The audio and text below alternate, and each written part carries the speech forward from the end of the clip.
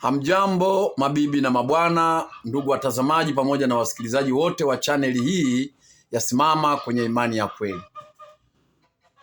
Tunajumuika tena katika siku ya leo ya Jumapili tarehe 28 ya mwezi wa 6 mwaka 2026. Bwana mmoja na Mungu mmoja wametuwezesha tena kuwepo hai kati yetu pamoja na nyinyi watazamaji na wasikilizaji. Ninawasalimu katika jina la Bwana wetu Yesu Kristo. Hamjambo? Na baada ya salamu hiyo, kama ilivyo ada, jina langu ni lile lile, halijabadilika. Naitwa Matthew Gervas Msagati, ni mwinjilisti wa Injili inayookoa katika chaneli hii ya Simama Kwenye Imani ya Kweli. Mkono wangu wa kushoto yuko mwinjilisti ambaye mnamfahamu, na kama mnafuatilia amerusha masomo yake mengi kuelimisha dunia. Anaitwa mwinjilisti Bahati Matthew. Tafadhali salimia watazamaji na wasikilizaji. Bwana Yesu na apewe sifa. Na wasalimu katika jina la Bwana wetu Yesu Kristo. Tumsifu Yesu Kristo.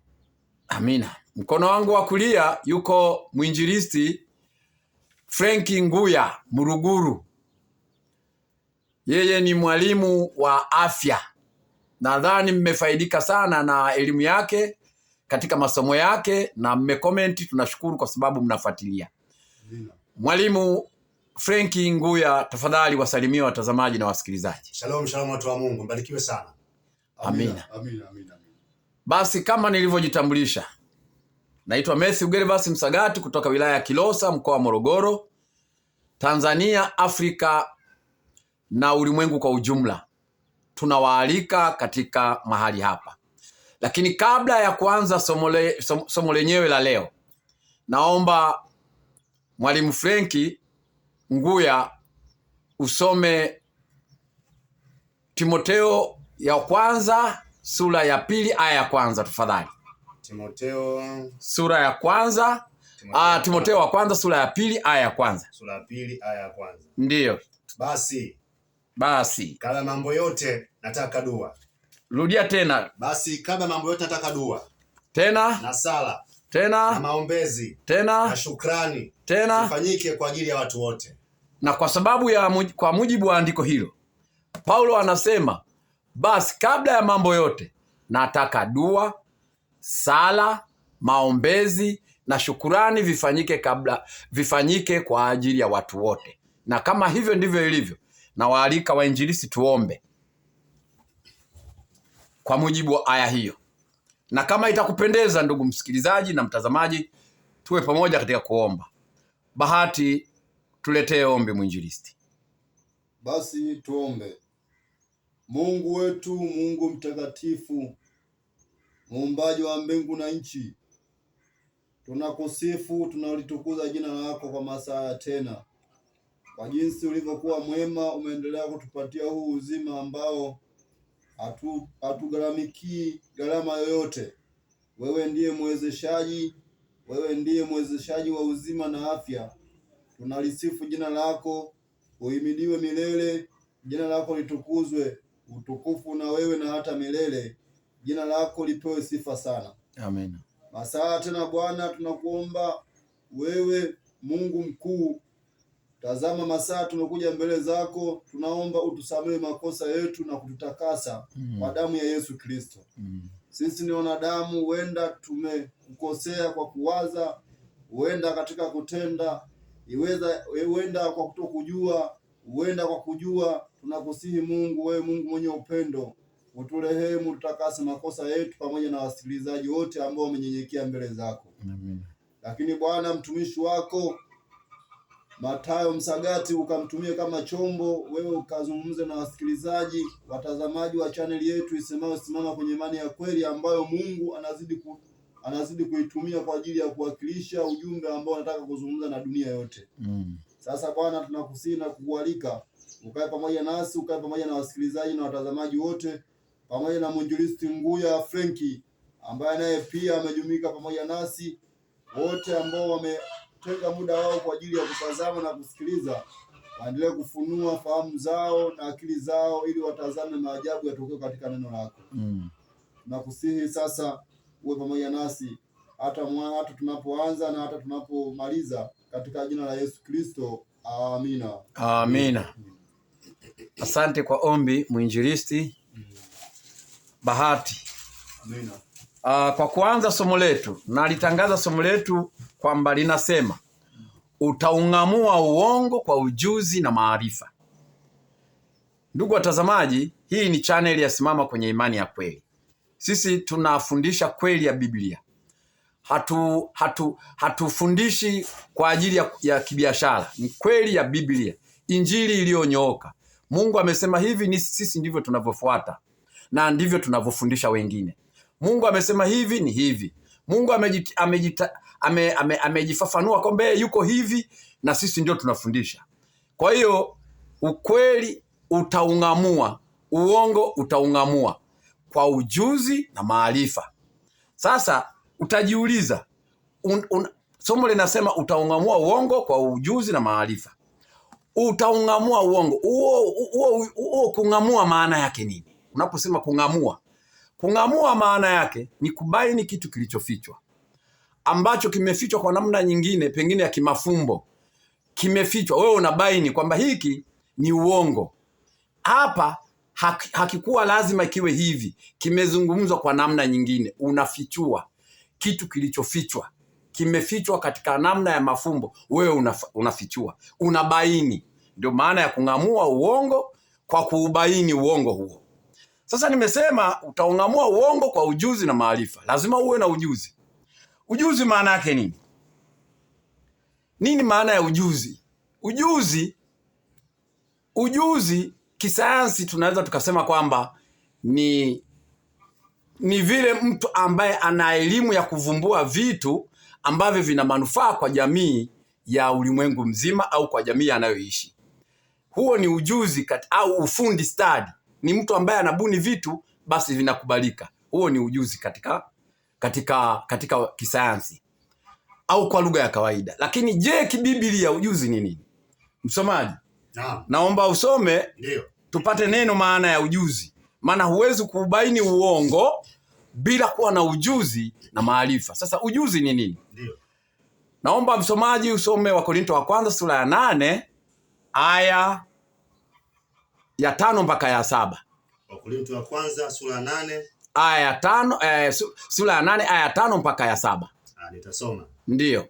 Kwa maana ijapokuwa wako waitao miungu, ndio, ama mbinguni ama duniani, ndio, kama vile walioko miungu mingi na mabwana wengi, ndio, lakini kwetu sisi, ndio, Mungu ni mmoja tu, ndio, aliye Baba, ndio, ambaye vitu vyote vimetoka kwake, ndio, nasi tunaishi kwake, ndio, yuko na Bwana mmoja Yesu Kristo, ndio, ambaye kwake vitu vyote vimekuwapo, ndio, na sisi kwa yeye huyo, ndio.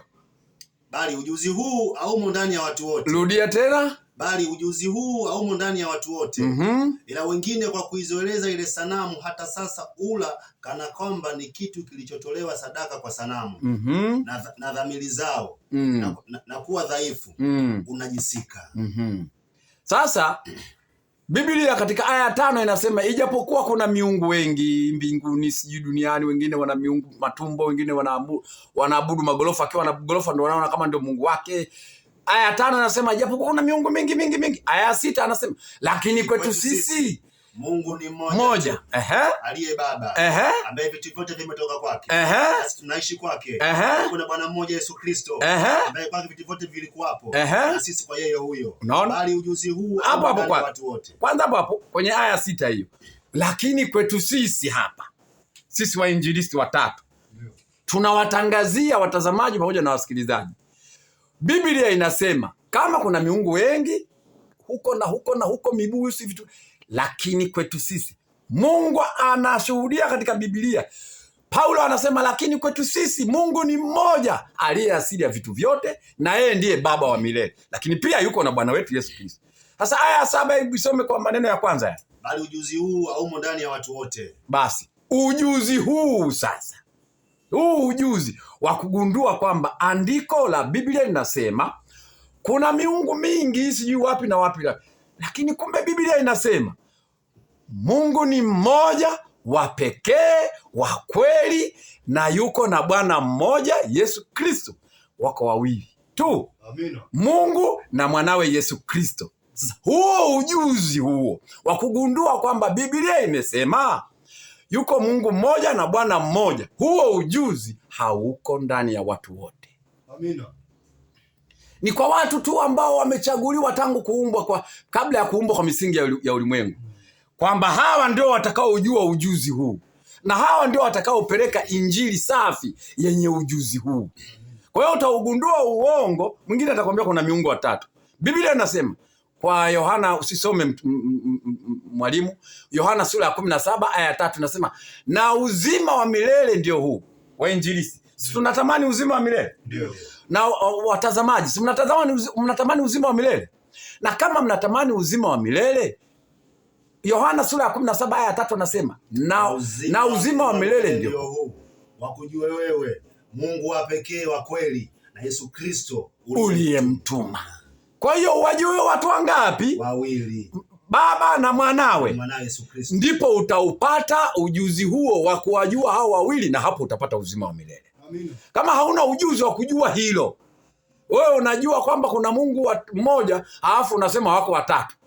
Mungu ni mmoja. Mimi naamini Mungu mmoja. Ndugu watazamaji, unaamini Mungu ni mmoja, alafu unatuambia wako watatu: Mungu Baba, Mungu Mwana, Mungu Roho Mtakatifu. At the same time unasema Mungu ni mmoja.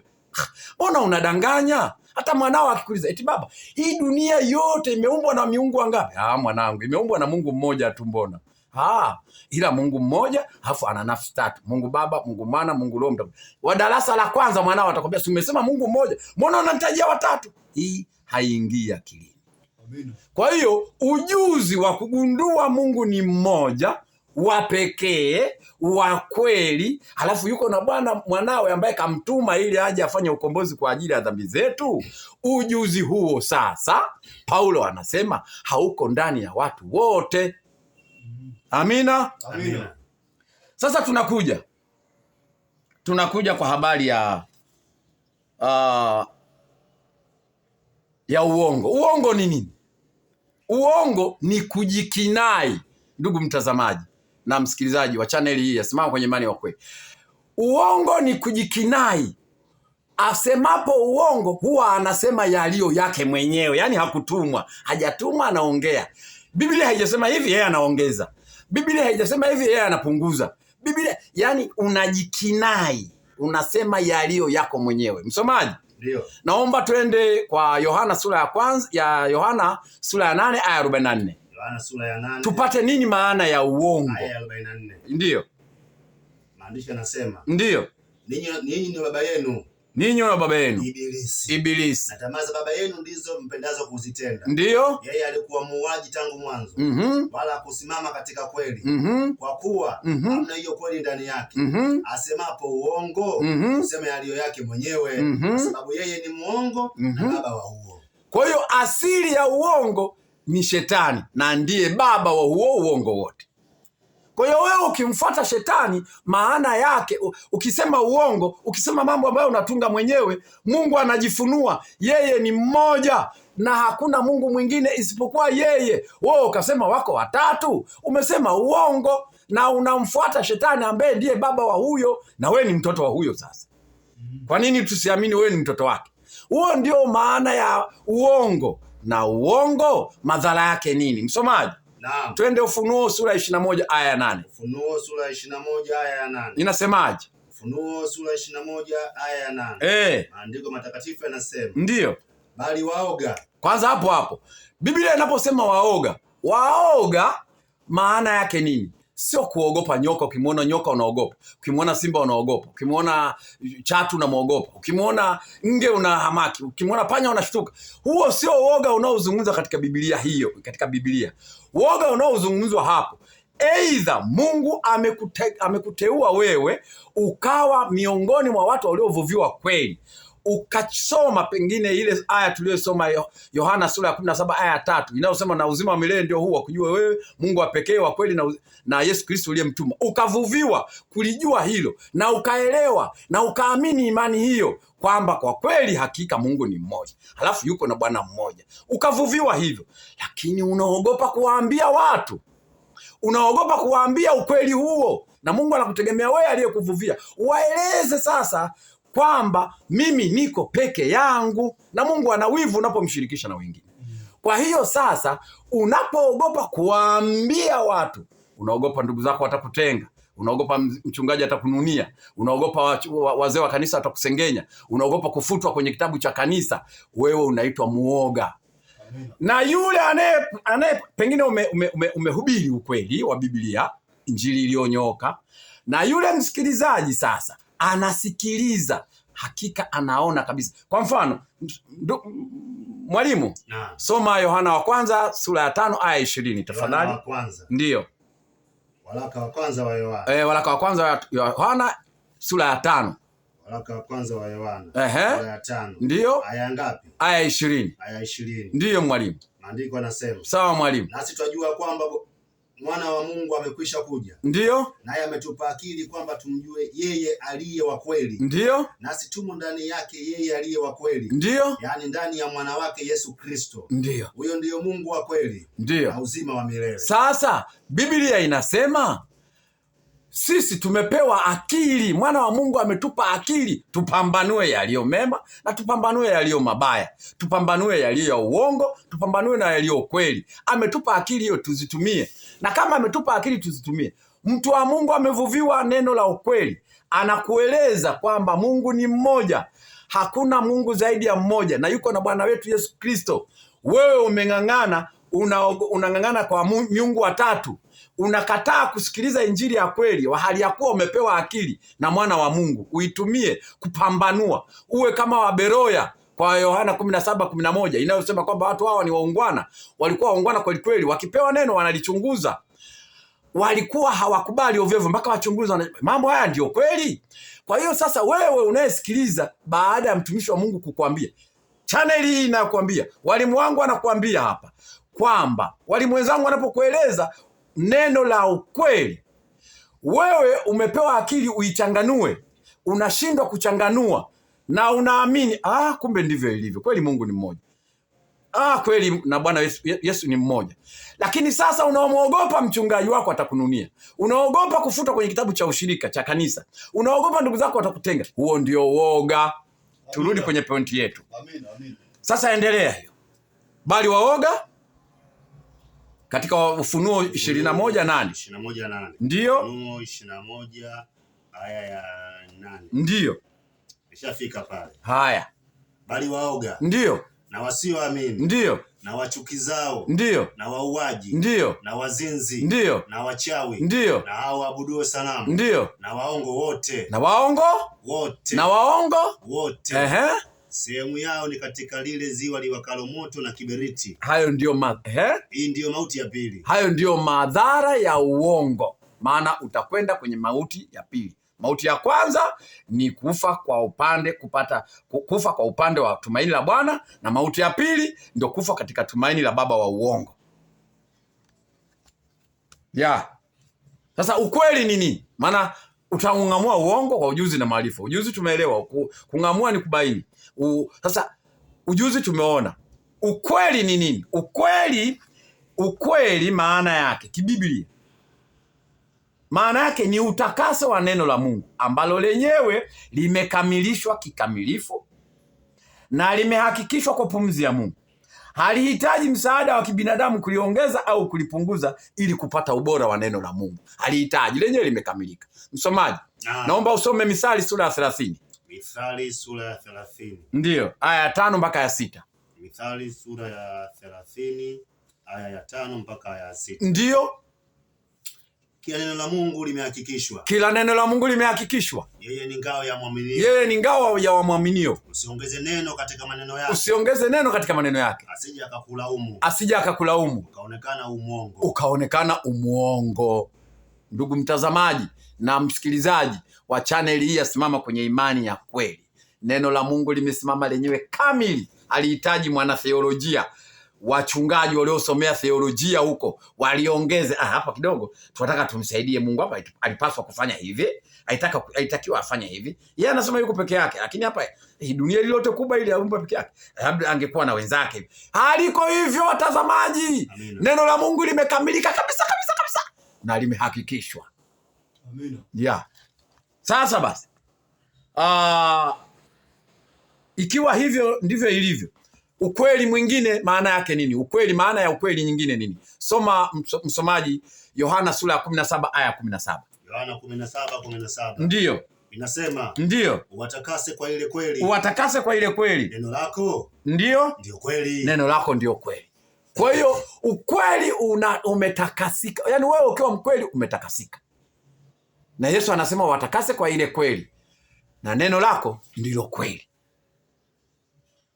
Lakini pia ukitaka kuzijua habari za uzima wa milele, wala usihangaike kutafuta kwenye hekima za binadamu. Watakupoteza hao. Unatafuta wapi? Msomaji, soma 34 Isaya aya 16. Isaya. Tunatafuta wapi habari za uzima? Isaya 34 aya 16. Ndiyo. Nitasoma baba. Tafuteni katika kitabu cha Bwana. Ndiyo. Mkasome. Ndiyo. Hapana katika hao wote atakayekosa kuwapo. Hapana mmoja atakayemkosa mwenzake. Kwa maana kinywa changu kimeamuru na roho yake imewakusanya. Unaona? Kwa hiyo kumbe ukitaka kupata habari za uzima wa milele, wewe usihangaike na miungu ambao sijui wako wapi, ijapokuwa kuna miungu mengi nini na nini. Wewe tafuta kwenye kitabu cha Bwana ambacho ni Biblia. Amen. Utaupata uzima wa milele hapo kwenye kitabu cha Biblia, kama mwalimu Frank Nguya alivyosoma. Usihangaike na hekima za watu, watakupoteza. Tena basi tunataka kujua maarifa. Somo linasema utaung'amua uongo kwa ujuzi na maarifa. Maarifa maana yake nini? Ndio. Maarifa halina tofauti sana, linashabiana na neno la ujuzi. Lakini je, kibiblia maarifa maana yake nini? Msomaji, naomba usome Hosea sura ya 4 aya 6. Hosea. Ukikosa maarifa unapata hasara gani? Hosea sura ya 4 aya ya 6. Ndiyo. Watu wangu wanaangamizwa kwa kukosa maarifa. Ndiyo. Kwa kuwa wewe umeyakataa maarifa, mimi nami nitakukataa wewe. Usiwe kuhani kwangu mimi. Kwa kuwa umesahau sheria ya Mungu wako, mimi nami nitawasahau watoto wako. Sawa kabisa. Kwa hiyo kumbe ukikataa maarifa, Mungu atakukataa. Sasa nabii Mama Ellen G. White analizungumziaje hili neno maarifa? Maarifa ni kitu gani? Biblia inasema kwa kuwa umeyakataa maarifa, mimi nami nitakukataa na nitawasahau watoto wako. Biblia inasema. Mama White amelifafanuaje hili neno? Mwinjilisti Bahati. Naam. Naomba usome Pambano Kuu ukurasa wa 668. 668. 668. Paragrafu ya 3. Tuone Mama White anasemaje kuhusu maarifa. Pambano Kuu ukurasa 666. 666. Ndiyo. Tujue nini maana ya maarifa. 666. Pambano Kuu paragrafu ya ngapi? Ya 3. Ya 3. Nimekatia mstari. 668. Sorry. Samahani, 68. Kitabu cha Pambano Kuu. Ndiyo. Ni kitabu ambacho ni roho ya unabii. Amina. Roho ya unabii au kitabu cha Pambano Kuu ukurasa wa 668. Paragrafu ya ngapi? Ya 3. Ya 3. Ndiyo. Anasema kwamba ulimwengu wote ndiyo muovu ndiyo unasimama kwenye kizimba cha Mungu, ndiyo, ukiwa umeshtakiwa kwa kosa la uhaini. 668. Naam. Endelea. Soma tu. Ukiwa wamesimama kwenye kizimba. Kwenye kizimba, wakiwa wamesimama kwenye kizimba cha Mungu, ndiyo, wameshtakiwa kwa kosa la uhaini mkubwa dhidi ya serikali ya mbinguni. Hawana yeyote wa kulitetea suala lao. Hawana uzuru, na hukumu ya mauti ya milele inatamkwa dhidi yao.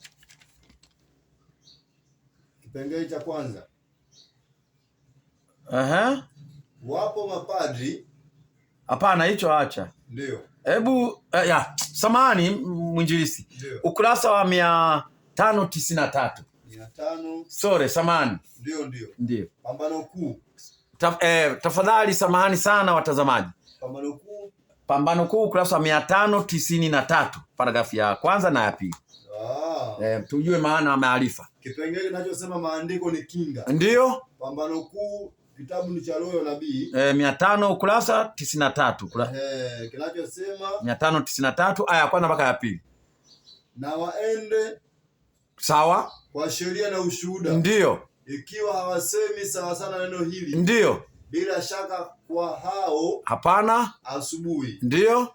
Watu wa Mungu wanaelekezwa kwenye maandiko kama kinga yao dhidi ya ushawishi wa walimu wa uongo na nguvu za udanganyifu za roho za giza. Shetani hutumia kila mbinu iwezekanayo ili kuwazuia wanadamu wasipate maarifa ya Biblia. Muda hautoshi. Hapo ndio nitaka kupata pointi yangu. Hapo wasipate maarifa ya nini? Ya Biblia. Ndio. Unataka umalize? Haya. Kila mbinu ndio iwezekanayo ili kuwazuia wanadamu wasipate maarifa ya Biblia. Ndio. Kwa vile maelezo bayana humu hudhihirika madanganyo yake. Katika kila uamsho wa kazi ya Mungu, mkuu wa uovu huhamasika ili kutenda kazi kwa nguvu zaidi. Sasa anakusanya jitihada zake zote kwa ajili ya pambano la mwisho dhidi ya Kristo na wafuasi wake. Sawa. Amina. Amen.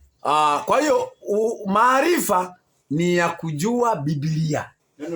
Neno la Mungu. Amina. Kama wewe hujui neno la Mungu, basi maana yake ni kwamba wewe utaangamia. Utapelekeshwa tu, jamani, Mungu wako hivi, wewe utakubali. Mungu yuko wako watatu, wewe utakubali. Wako wanne, wewe utakubali, kwa sababu huna maarifa, ndugu mtazamaji, wa kujua neno la Mungu. Amina. Mama Ellen G. White anasema maarifa ya kuyajua maandiko matakatifu, hayo ndiyo yatakayokuokoa. Amina. Unaona Ndio. Sasa watu dunia nzima, wachungaji kwa wachungaji, wahubiri kwa wahubiri wa makanisa mbalimbali wamelikanyaga neno la Mungu. Mama White anasemaje kuhusiana na kukanyaga neno la Mungu? Naomba tena mwalimu usome Pambano Kuu ukurasa 639. 583. Sorry. 583. Tuende kwa haraka. Uwe na mkono wa paka. Ndio. Ili ufanye haraka. Pambano Kuu ukurasa wa 583. Aya ya pili. Nimekatia mstari. Anasema hivi. Ndio. Kwa kuikataa kweli, wanadamu mkataa muasisi wake. Kwa kuikanyaga sheria ya Mungu, ndio yakataa mamlaka ya mtoa sheria. Basi hapo tu nilipokatia ndio ishie. Amina. Ni rahisi sana kutengeneza sanamu ya mafundisho na nadharia za uongo kama ilivyo kuchonga sanamu mbao au mawe. Kwa kupotosha sifa za Mungu, Shetani huwafanya wanadamu wajenge fikra zisizo sahihi kuhusu tabia yake. Kwa wengi, sanamu ya falsafa imesimikwa mahali pa Jehova. Ili hali Mungu aliye hai, kama anavyodhihirishwa katika neno lake, katika Kristo, katika kazi ya uumbaji, anaabudiwa na wachache tu. Amen. Kwa hiyo watu wachungaji, wahubiri, wainjilisti mbalimbali wanamhubiri Mungu kwa tafsiri zingine, wanampa sifa zingine ambazo sio zake. Mungu yuko hivi, ana watu wake hivi. Mungu yuko mmoja, ana wenzake watendaji kazi wenzake hivi. Yaani Mungu amembadilisha majina ya kila namna kadiri ambavyo wamechukua sehemu ya Yehova wamemweka Shetani. Amina. Kwa hiyo Mama White anasema hilo ni kosa baya sana ambalo linakufanya ukose maarifa ya kulijua neno la Mungu, na kwa sababu hiyo utaangamia, ndugu mtazamaji. Amen. Naomba pia Pambano Kuu hapo soma ukurasa wa 639. Rudi nyuma kidogo tu. 639 paragrafu ya pili tena. Ndio. 639. Ndio. Pambano Kuu 600 ukurasa 39. 639. Sawa, Pambano Kuu 636 na 9. Ndio. Kipengele kinachosema ndio 939 haiwezekani. Ndio. Nasema hivi. Aya ya pili. Nimekatia mstari. Haiwezekani kuelezea hofu na fadhaa ya wale ambao wamekanyaga maagizo matakatifu ya Mungu. Amina. Bwana aliwapa sheria yake. Nipo katia mstari. Amina. Anasema, narudia. Haiwezekani kuelezea hofu na fadhaa ya wale ambao wamekanyaga maagizo matakatifu ya Mungu. Sasa basi, yani mtu wa Mungu Mama Ellen G. White anasema hakuna lugha ambayo inaweza ikasemwa kwa uzuri kwamba wale walioyakanyaga maneno ya Mungu watapata adhabu hii. Hakuna lugha inayoweza kuelezea. Hakuna. Na kwa sababu hiyo, maana yake ni kwamba ni uangamivu mkubwa. Sasa basi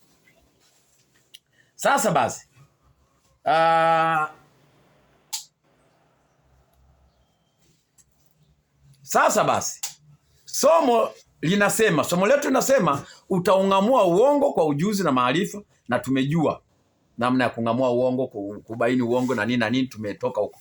Sasa msomaji, ndio mwinjilisi Bahati na mwinjilisi na Frenki, naomba usome Marko sura ya 12 aya 24. Marko sura ya 12 aya 24.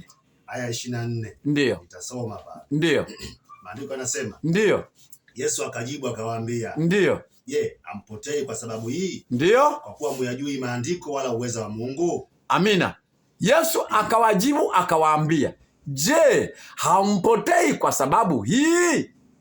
Kwa kuwa hamyajui maandiko wala uweza wa Mungu. Watu wengi wanapotea. Amina. Watu wengi wameenda mbingu nyingine, mbingu ya shetani kama anayo. Wamepotea, wameenda kushoto badala ya kwenda kwenye njia sahihi ya kweli. Kwa hiyo, kwa sababu ya nini? Hawayajui maandiko wala huo uwezo wa Mungu haupo kwao. Sasa msomaji Nguya, twende Matendo sura ya 17 aya 11. Matendo. Ndio. Matendo ya Mitume sura ya 17 aya 11. Ndio. Nitasoma. Ndio. Watu hao walikuwa waungwana kuliko wale wa Tesalonike. Ndio. Kwa kuwa walilipokea lile neno kwa uelekevu wa moyo. Ndio. Wakayachunguza maandiko kila siku. Ndio. Waone kwamba haya ndivyo yalivyo. Nenda aya 30. Aya 30 hapo tunashuka chini kidogo hapa. Ndio. Maandiko matakatifu yanasema. Ndio. Basi. Ndio. Zamani zile za ujinga Mungu alijifanya kama azioni. Ndio. Bali sasa anawaagiza watu wote wa kila mahali watubu. Sasa ndugu mtazamaji wa chaneli hii na msikilizaji wa chaneli hii asimama kwenye imani ya kweli, Mungu anasema zamani za ujinga Mungu alijifanya kama haoni, kama azioni. Lakini sasa hivi anawaagiza watu wote watubu, wa kila mahali. Watubu. Kwa sababu hiyo basi, hiki tunachokwenda kuwaeleza hivi sasa hivi, ndugu mtazamaji, unatakiwa utubu, ufuate neno la Mungu. Amina. Na Mwalimu Nguya, soma Luka sura ya 12. Sawa mwalimu. Luka sura ya 12 aya ya 51 aya ya 51 mpaka 53. Mpaka 53. Inasemaje? Tasoma. Ndio. Je, mwadhani ya kwamba nimekuja kuleta amani duniani? Nawaambia la sivyo. Ndio. Bali mafarakano. Ndio. Kwa kuwa tokea sasa katika nyumba moja watakuwapo watu 5 wamefarakana. Ndio. 3 kwa 2, 2 kwa 3. Aya 53. Watafarakana baba na mwanawe. na mwana na babaye, ndio, mama na binti yake, ndio, na binti na mamaye, ndio, mkwe mtu na mkwewe, mkwe na mkwe mtu. Asarudia aya ya 52. Ndio pointi yangu ilipo hapa. Kwa kuwa tokea sasa katika nyumba moja watakuwamo watu 5 wamefarakana, ndio, 3 kwa 2, 2 kwa 3. Na wauliza ndugu watazamaji na wasikilizaji, je, wewe hapo unayetusikiliza, Yesu aliposema kutokea sasa kutakuwepo katika nyumba kuna watu 5, je, ni kweli wako watu 5 katika nyumba? Wainjilisti, naomba tuwe pamoja hapo. Hiyo aya ni ngumu ya 52. Hebu irudie tafadhali.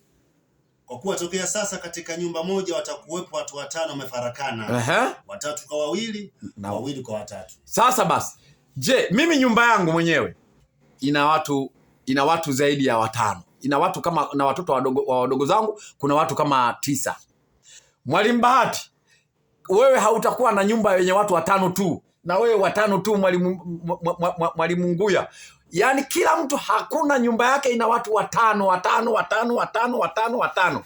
Yesu alimaanisha nini kusema kwa hiyo kutokea sasa katika nyumba moja kutakuwa watu 5, 3 kwa 2 na 2 kwa 3? Alimaanisha nini ndugu mtazamaji? Yesu alimaanisha kila nyumba iwe na watu 5 tu? Hapana. Huo ni ukimpa mtu wa theolojia anakwambia watu 5 kwa uhalisia. Hapana, hapo alilenga katika nyumba moja, hata kama wakiwa watu 20. Kuna wengine watasema kuna Mungu mmoja mwenye nafsi 3, Mungu Baba, Mungu Mwana na Mungu Roho Mtakatifu. Na katika nyumba hiyo hata kama wakiwa watu 10, kuna 2 watasema kuna Mungu Baba aliye asili ya vitu vyote, yeye ni Baba wa milele na yuko na Bwana wetu Yesu Kristo. Wako 2 tu hapo katika nyumba, hata wawe nyumba hiyo hata iwe na watu 18, lakini wako 5 wanafarakana. Amina. Wako 5 wanafarakana. 3 wanaamini Mungu 3 na 2 wanaamini Mungu wako 2. Mungu yuko mmoja na mwanawe Yesu Kristo. Hapo ndipo alipolenga maana hiyo. Yesu alilenga kwamba 3, aliposema 3 kwa 2, 2 kwa 3, maana yake 3 ni watu wale wanaoitikadi kwamba kuna miungu 3 ili hali yuko mmoja, na 2 wanaamini kwamba na hawa 2 ni Mungu Baba na mwanawe Yesu Kristo, na hawa 3 ni Mungu mmoja mwenye nafsi 3. Hapo ndipo alipolenga aya hiyo. Na kwa sababu hiyo hao watu walioko katika nyumba hiyo watafarakana. Hao wanaoamini Mungu wako 3 hawatakaa meza moja na 2 wanaoamini Mungu yuko mmoja na mwanawe, na hao wanaoamini Mungu yuko mmoja na mwanawe Yesu Kristo hawatakaa meza moja na hao wanaoamini Mungu ni mmoja mwenye nafsi 3. Hapata kuwa na maelewano. Na kwa sababu hiyo Yesu ameleta upanga mafarakano hapo. Baba na mwanawe watafarakana. Wewe unaamini Mungu wako 3, mimi sitaki bwana. Mimi naamini Mungu yuko mmoja na mwanawe Yesu Kristo. Wewe mwanangu, wewe unaamini Mungu wako Mungu yuko mmoja na mwanawe wakati ana nafsi 3. Tayari mafarakano. Binti na mama, mama na binti, baba na mtoto, baba mtoto na baba. Msomaji, mwalimu. Twende katika Biblia. Ndio mwalimu wangu. Yeremia sura Wathesalonike sura ya 2 aya ya 10 mpaka ya 12. Tafadhali. Wathesalonike wa 2 sura ya 2 aya ya 10 mpaka ya 12. Aya ya 10 mpaka 12. Ndio. Tasoma. Ndio. Na katika madanganyo yote ya udhalimu kwa hao wanaopotea. Ndio. Kwa sababu hawakukubali kuipenda ile kweli. Ndio. Wapate kuokolewa. Ndio. Sura 11. Ndio. Kwa hiyo Mungu atawaletea nguvu ya upotevu. Ndio. Wauamini uongo. Ndio. Aya 12. Ndio. Ili wahukumiwe wote ambao hawakuiamini kweli, bali walikuwa wakijifurahisha katika udhalimu. Amina. Amina mwalimu wangu. Kwa hiyo ni kwamba wewe unahubiriwa. Channel ya Simama Kwenye Imani ya Kweli, kila siku watu wa Mungu wenye afya wanahubiri kukueleza vizuri namna yako ya kuitunza afya yako na damu yako iwe salama. Watu wa Mungu wakina Bahati nao wanajitahidi kukueleza ukweli jinsi ambavyo Mungu anataka. Mama Ellen G. White anataka. wewe maandiko yanataka nini wewe ufuate, tunakueleza. Na leo hii tunalia hata kwa machozi kukueleza, ndugu mtazamaji, ufuate kweli ya neno la Mungu. Lakini wewe unakataa, Mungu anakuongezea nguvu ya kuuamini huo uongo ili akuhukumu vizuri. Amina. Msomaji, mwalimu wangu, naomba tuende katika aya ya Yeremia sura ya 50 aya 6 mpaka ya 7. Yeremia. Ndiyo. Kitabu cha Yeremia tunapokwenda kumalizia sura ya 50 aya ya 6 mpaka ya 7. Aya ya 6 mpaka ya 7. Inasemaje? Itasema, ndiyo, watu wangu wamekuwa kondoo waliopotea. Watu wangu wamekuwa kondoo waliopotea. Wachungaji wao wamewapoteza. Wachungaji wao wamewapoteza. Wamewapotosha mlimani. Wamewapotosha milimani. Wamekwenda toka mlima hata mlima. Wamesahau mahali pao pa kupumzika. Aya ya 7. Ndiyo. Watu wote waliowaona wamewala. Ndiyo. Na adui zao walisema, sisi hatuna hatia, kwa kuwa hao wametenda dhambi juu ya Bwana, aliye kao la haki, yaani Bwana, tumaini la baba zao. Unaona? Mungu analalamika, anasema watu wangu wamepotea. Nani kawapoteza? Wachungaji waliosomea theolojia, wanaomdefine Mungu, kama Mama White alivyosema kwamba wamempa majina mengi, sifa nyingi ambazo sio zake. Mahali pa Yehova wamempa shetani. Kwa hiyo sasa ina maana kwamba wachungaji wamewapoteza watu wa Mungu. Sasa basi, ndio ndugu msomaji, mwalimu naomba usome Isaya sura ya 43. Kitabu cha nabii Isaya sura ya 43. Sura ya 43. Aya ngapi? Ya 9 mpaka ya 12. Aya ya 9 mpaka 12. Alafu utaruka tukwenda ya 21. Aya, tunaanza pale. Ya 9 mpaka ya 12. Ndio. Na wakusanyike mataifa yote. Ndio. Kabila zote wakutanike. Ndio. Ni nani miongoni mwao awezaye kuhubiri neno hili? Ndio. Na kutuonyesha mambo ya zamani? Ndio. Na walete mashahidi wao. Ndio. Wapate kuhesabiwa kuwa na haki. Ndio. Au na wasikie. Ndio. Wakaseme, ndio, ni kweli. Ndio. Aya 10. Ni mashahidi wangu. Ndio. Asema Bwana. Ndio. Na mtumishi niliyemchagua. Ndio. Mpate kujua. Ndio. Na kuniamini na kufahamu ya kuwa mimi ndiye.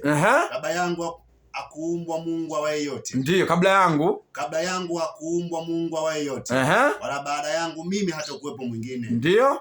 11. Ndiyo. Mimi naam. Mimi ni Bwana. Ndiyo. Zaidi yangu mimi. Ndiyo. Hapana mwokozi. Ndiyo. 12. Mungu huyo. Nimetangaza habari. Mungu huyo. Nimeokoa. Mungu huyo. Nimeonyesha. Mungu huyo. Na hapakuwa Mungu wa kigeni kati yenu. Ndiyo. Kwa sababu hiyo, ninyi ni mashahidi wangu. Ndiyo. Asema Bwana. Ndiyo. Nami ni Mungu. Ndiyo. Aya nyingine ya 21. Ya 21 inasema, ndiyo, watu wale niliojiumbia nafsi yangu, ndiyo, ili wazitangaze sifa zangu. Watu wale niliojiumbia nafsi yangu ili wazitangaze sifa zangu. Amina. Sura aya 27 malizia. Aya 27 inasema, ndiyo, nabii anasema, ndiyo, baba yako wa kwanza alifanya dhambi. Baba yako wa kwanza alifanya dhambi. Na wakalimani wako wameniasi. Na wakalimani wako wameniasi. Wakalimani maana yake nini? Kwa lugha ya kawaida, mkalimani ni anayetafsiri kutoka kwenye Kiingereza kwenda kwenye Kiswahili, kutoka kwenye Kiswahili kwenda kwenye Kifaransa. Huyo si ndio mkalimani? Ndio. Si ndio walimu? Sasa kibiblia mkalimani kwa Kiswahili hapa ni Kiingereza kwenda hivi kama tulivyosema.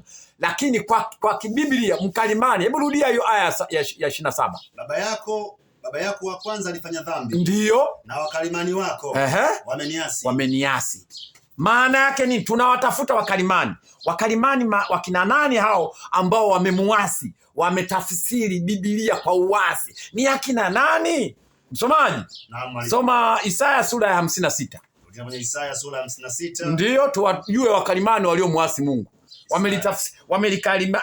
Wamelitafsiri neno vibaya. Aya ngapi mwalimu? Ya 10 mpaka ya 12, ya 11. Mpaka 11. Ndiyo, 10 mpaka 11. Isaya 56 ya 10 inasema. Msikilizaji sikiliza, na mtazamaji angalia. Isaya 56 aya ya 10 mpaka 11. Walinzi wake ni vipofu. Walinzi wake ni vipofu. Wote pia hawana maarifa. Wote pia hawana maarifa. Wote ni mbwa waliobubu. Wote ni mbwa waliobubu. Hawawezi kulia. Hawawezi kulia. Wota ndoto. Wota ndoto. Hulala. Hulala. Upenda usingizi. Upenda usingizi. Ya 11. Ndiyo.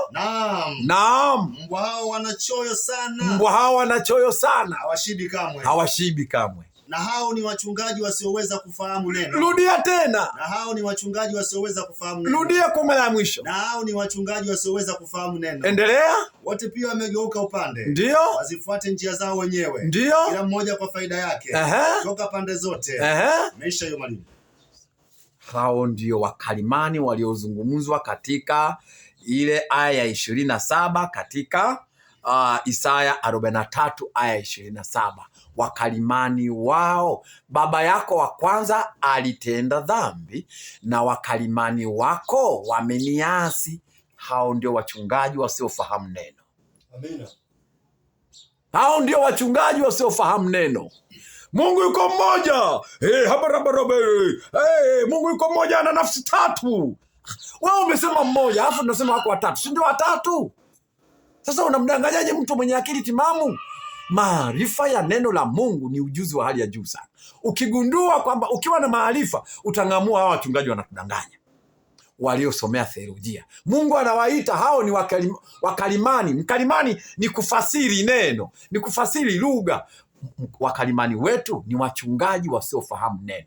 Kama wewe mchungaji, kama wewe ni mwinjilisti, kama wewe ni mhubiri, unatafsiri neno kwa vingine, ukitumika na yule muovu, wewe ni mkalimani muasi. Amina. Ndio. Amina. Ndio, hatuwezi kuficha. Hatuwezi kuficha. Hiyo aya imemalizia kusema wamesimama katika njia nyingine. Njia gani? Hebu Yeremia 6 aya 16 tafadhali mwalimu Nguya. Yeremia 6 aya 16. Yeremia 6 aya 16. Ndio. Inasema. Ndio. Bwana asema hivi. Bwana asema hivi. Simameni katika njia kuu. Simameni katika njia kuu. Mkaone. Mkaulize habari za mapito ya zamani. Ndio. Iwapi njia iliyo njema? Ndio. Mkaende katika njia hiyo. Ndio. Nanyi mtajipatia raha katika nafsi zenu. Lakini walisemaje? Hatutaki kwenda katika njia hiyo. Hatutaki kwenda katika njia hiyo. Watu wamemgomea Mungu. Mungu anasema simameni katika njia kuu iliyo njema, yenye kuleta uzima wa milele kwako, ambayo itakuletea raha nafsini mwako baada ya kupata uzima wa milele. Watu wanasema hatutaki kwenda katika njia hiyo. Yaani wewe Mungu anakuambia usimame hapa, afu unasema hutaki kwenda. Eti mtazamaji, kweli hii ni ajabu, sijawahi kuona. Unakataa wito wa Mungu, alafu unasema mimi najua neno. Hebu msomaji, twende kwa napomalizia, twende Wakorintho wa kwanza sura ya 8 aya ya 2. Wakorintho wa kwanza. Ndio. Sura ya 8 aya ya 2. Aya ya 2. Watu wanajifanya wanajua neno, wanajua Biblia. Tuone sasa Paulo anasemaje. Mtu akidhani ya kuwa anajua neno. Mtu akidhani ya kuwa anajua neno. Hajui neno lolote. Hajui neno lolote. Hajui neno lolote bado. Kama impasavyo kujua. Kama impasavyo kujua. Amina. Mtu akidhani kwamba anajua neno lolote. Mtu akidhani, Paulo anasema mtu akidhani ya kwamba anajua neno. Anajua neno. Hajui neno lolote bado. Hajui neno lolote bado. Kama impasavyo kujua. Wewe unasema mimi nimesimama katika imani ya kweli, nimesimama katika njia ya kweli, kumbe bado. Mimi naijua Biblia, kumbe wewe hujui kama inavyopasa kujua. Kwa kumalizia, ndio mwalimu. Twende Mithali sura ya 15 aya ya 3. Mithali sura ya 15 aya ya 3. Aya ya 3. Ndio. Maandiko yanasema. Ndio. Macho ya Bwana yako kila mahali. Macho ya Bwana yako kila mahali. Yakimchunguza mbaya na mwema. Yakimchunguza mbaya na mwema. Macho ya Bwana yako kila mahali, yanazunguka ndugu mtazamaji na msikilizaji, yanakutazama wewe kama ni mbaya au ni mwema. Rudia hiyo. Macho ya Bwana yako kila mahali. Ndio. Yakimchunguza mbaya na mwema. Hiyo ni Mithali sura ya 15 aya 3. Tukimalizia, Mungu analalamika. Naleta lalamiko la Mungu jioni hii. Na kuletea Mungu lalamiko anavyolalamika. Mungu analalamika katika jioni, anakulalamikia wewe ndugu mtazamaji, ndugu msikilizaji wa channel hii ya Simama Kwenye Imani ya Kweli. Na kuletea lalamiko la Mwenyezi Mungu. Soma Ezekieli 18. Tuone Mungu analalamika kitu gani. Mungu analalamika. Ezekieli sura 18 aya 23, alafu utakwenda 25 mpaka 32. 23 inasemaje? Je, ndio mimi ninafurahia kufa kwake mtu mwovu? Rudia. Je, mimi ninafurahia kufa kwake mtu mwovu? Asema Bwana Mungu. Ndio. Si afadhali kwamba agairi na kuiacha njia yake akaishi Aya ngapi alishuka hapo? Ya 25 mpaka 32 sasa. Lakini ninyi mwasema, ndio, njia ya Bwana si sawa. Ndio. Sikilizeni sasa, Ndio. enyi nyumba ya Israeli. Ndio. Na njia yangu siyo iliyo sawa. Ndio. Njia zenu zisizo sawa. Zisizo sawa. Aya 26. Mwenye haki atakapogairi, ndio, na kuiacha haki yake, ndio, na kutenda uovu, ndio, akafa katika uovu huo, ndio, katika uovu wake aliyotenda atakufa. Ndio. Aya 27. Ndio. Tena ndio, mtu mwovu atakapogairi na kuacha uovu wake aliyotenda, na kutenda yaliyo halali na haki, ndio, ataponya roho yake, ndio, nayo itakuwa hai. Ndio. Aya 28. Ndio. Kwa sababu atafakari, ndio, na kugairi, ndio, na kuyaacha makosa yake yote aliyoyatenda, ndio, hakika ataishi, ndio, hata kufa. Ndio. 29 mpaka 32. Lakini ndio, nyumba ya Israeli husema, ndio, njia ya Bwana si sawa. Ndio. Nyumba ya Israeli. Ndio. Je, njia zangu sizo zilizo sawa? Ndio. Njia zenu sizo zilizo sawa? Zisizo sawa. 30. Basi nitawahukumu ninyi, ndio, nyumba ya Israeli, ndio, kila mmoja kwa kadri ya njia zake, ndio, asema Bwana Mungu. Ndio. Rudini mkagairi, ndio, na kuyaacha makosa yenu yote. Basi hivyo uovu wenu hautokuwa uharibifu wenu. Ndio. Aya 31. Ndio. Tupilieni mbali maovu yenu, nanyi makosa yenu yote mlioyakosa. Ndio. Jifanyieni moyo mpya na roho mpya. Ndio. Mbona mnataka kufa, enyi nyumba ya Israeli? Naona? Maana mimi ndio sifurahii kufa kwake afaye, ndio, asema Bwana Mungu. Ndio. Basi gairini mkaishi. Kwa hiyo Mungu analalamika, kwa nini mnataka kufa? Kwa nini mnataka kufa? Mimi sifurahii mtu. Hebu aya ya 23 tafadhali soma. Aya 23 ndio, inasema, ndio, je, mimi nafurahia kufa kwake mtu mwovu? Ndio. Asema Bwana Mungu. Ndio. Si afadhali kwamba agairi, ndio, na kuiacha njia yake akaishi? Basi kwa hiyo ndugu mtazamaji, Mungu anasema hafurahii mtu anapokufa katika hali ya uovu. Mungu anataka ugairi ukaishi. Kwa nini mnataka kufa? Mungu anauliza katika ile ya mwisho. Kwa nini mnataka kufa? Mnaamua kufa kwa nini? Amina. Ndugu zangu, somo langu limeishia hapa. Niseme tu kwamba watu wasidhani kwamba wanayajua maandiko. Amina. Wakorintho wa kwanza sura ya 8 aya 2 tuliyoisoma inasema mtu akidhani anajua neno, kumbe bado hajui kama vile mpasavyo kujua. Amina. Ndugu mtazamaji wa channel hii ya Simama Kwenye Imani ya Ukweli na msikilizaji wetu, tunakuomba uyapokee kila masomo yanayofuatilia masomo haya ambayo yatakujenga kiroho na yatakujenga kimwili. Amina. Baada ya kusema hayo, niseme tu kwamba somo limeishia hapa. Ninaomba mwinjilisti Frank Nguya tuletee ombi kabla hatujaagana. Tuombe. Tunakushukuru Mungu Mwenyezi, Baba yetu wa mbinguni unayetupenda. Mwenyezi Mungu, umetupa neema ya jioni ya leo kutoa ujumbe huu kupitia chaneli yetu ya Simama Kwenye Imani ya Kweli. Mungu ubariki watumishi wako. Mungu bariki wasikilizaji na wafuatiliaji wote wa huu ujumbe.